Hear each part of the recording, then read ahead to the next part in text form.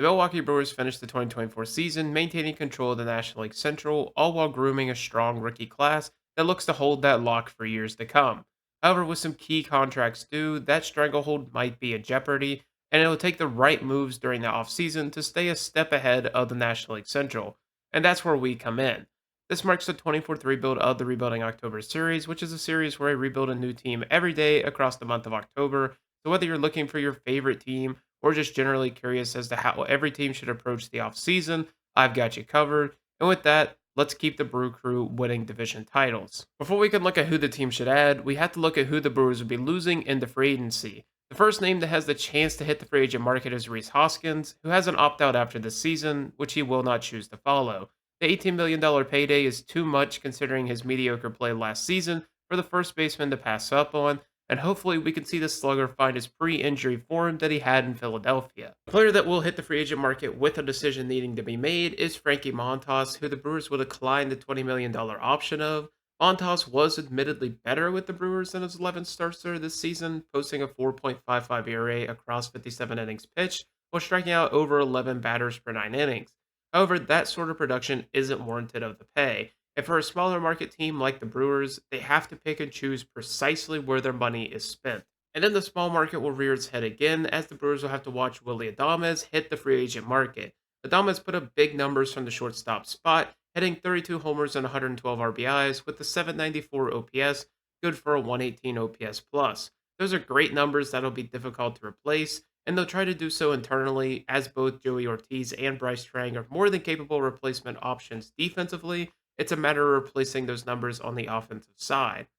Another name that won't stick around is Wade Miley, who's faced by a $12 million team option.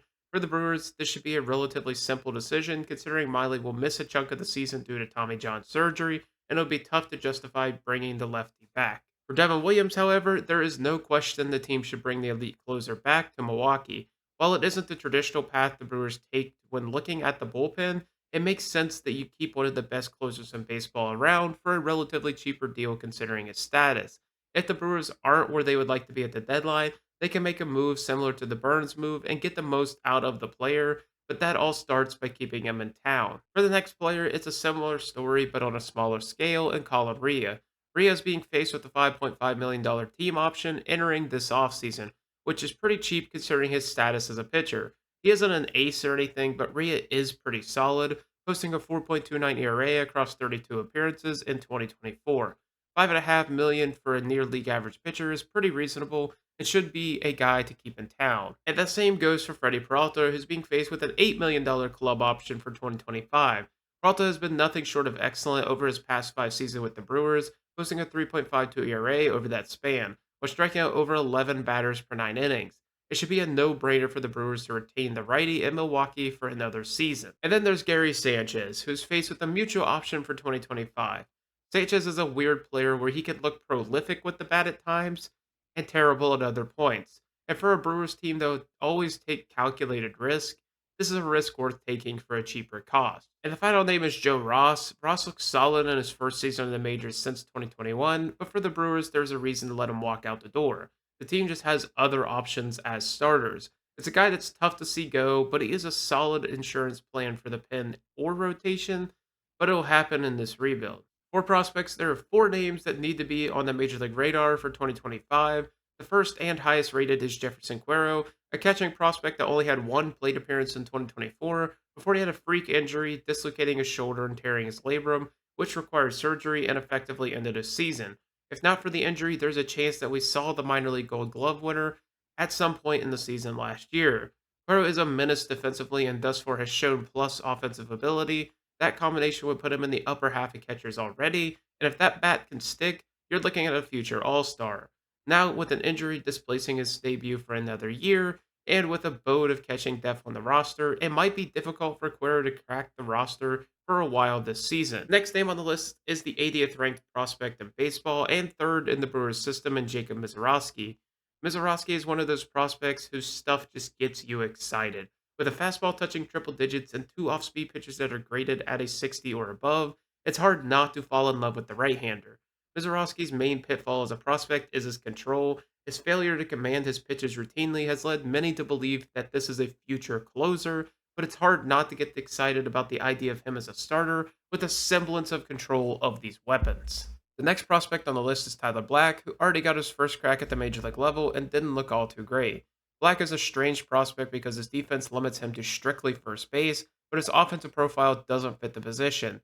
Being a contact first guy with plus speed is a bit strange for the first base spot, but that's what Black will have to make work to have a regular spot on the major league roster. And the final prospect also already got his first crack at the majors in the form of Robert Gasser, and he looked really good, posting a 2.57 ERA across 5 starts. If not for injury, Gasser would be seen as an exciting player coming back to the rotation in 2025, but it'll be closer to the middle of the season before we get to see Gasser again. And for additions, the team will go light as they always do, signing only Gio Urshela. Urshela has maintained his place as a near league average option offensively and provides solid value defensively. He provides the team with a true option at third base, and while he isn't the sexy pick of Alex Bregman, he would be a solid player that has upside. That brings the final squad to William Contreras behind the dish, with Ree Hoskins at first and Bryce Terang at second, with Joey Ortiz filling out the shortstop spot and Gio Urshela at third. Jackson Trio would get the start in left, with Mitchell in center and Prelik in right, and Yelich as the DH to hopefully keep him healthy. Eric Haas would be the backup catcher, with Gary Sanchez as an additional bat off the bench. Blake Perkins would claim the fourth outfield spot, with Oliver Dunn getting the final roster spot as a lefty bat who can play around the infield. Brandon Woodruff returned to the team in the rotation, with Tobias Myers and Freddy Peralta filling out the middle, with Aaron Savale and Colin Rea filling out the back end of the rotation. Would this team have the potential to pace the National League Central again? Absolutely. Being strapped for cash does make it difficult, but with another year under this young core's belt, you hope to see even more development, and with stars like Yelich and Woodruff hopefully making a return in full form, it does form a really scary roster that would be favored in the Central.